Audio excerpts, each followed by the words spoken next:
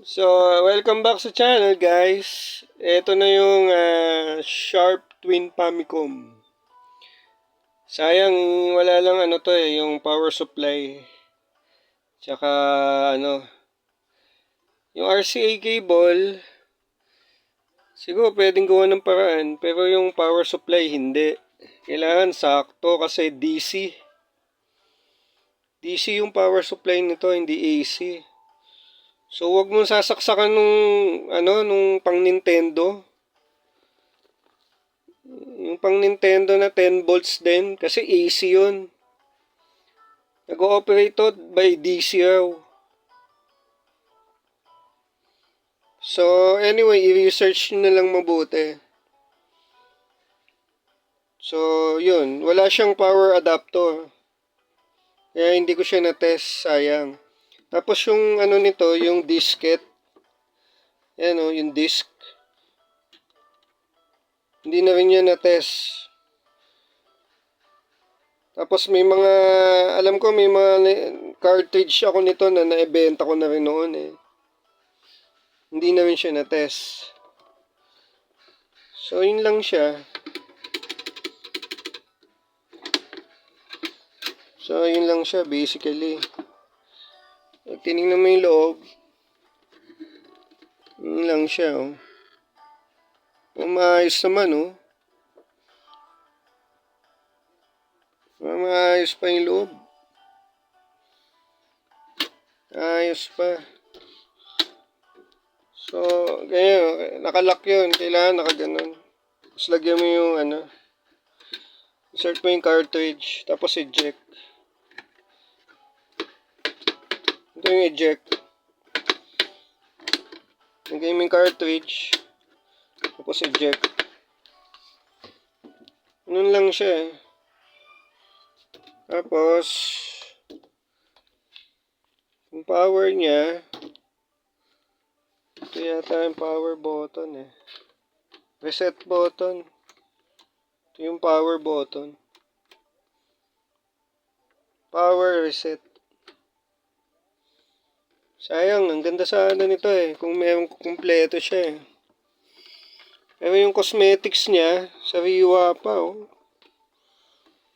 Ang ganda pa ng cosmetics. Actually, na-stock lang sa akin to eh.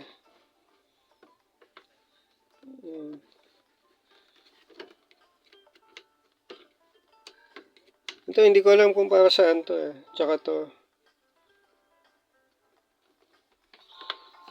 So, ganun lang. Ayan siya, S-Video component. Component siya eh. Tapos yan oh. Video tapos mono. 7.6 volts. 7.6 volts. Ito yung mga luma, yung first generation na composite eh. Yung malalaki.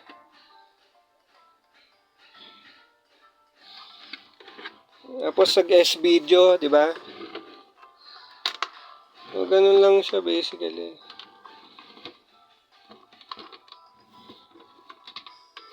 What else? Yung controller.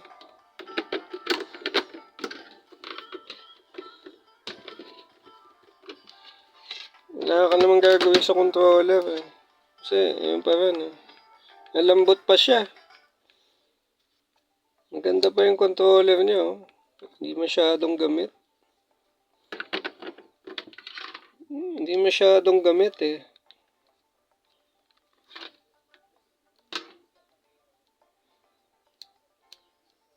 May turbo na.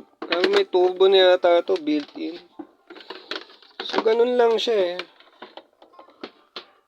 Yun yung model oh.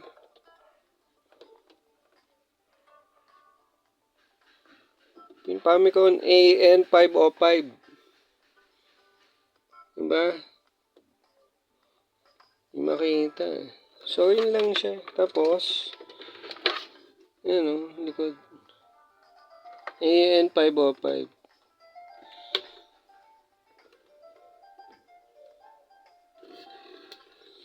Ito, hindi ko alam para saan to eh. Ito, meron pa siya rito eh.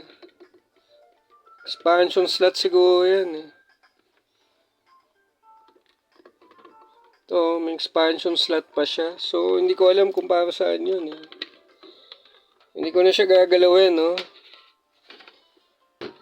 Yun lang siya basically eh. Move pa yung mga wire niya. All in all, maganda pa tong unit na to kung gagana siya. Tsaka kung umiikot pa tong floppy drive.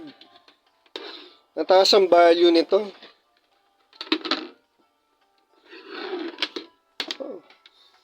Sabihin, pang collector talaga siya kung gumagana siya, working. So, yun lang guys. I hope you like the video. Leave a like kung okay yung video, maganda. We'll see you on the next one. Thank you for watching.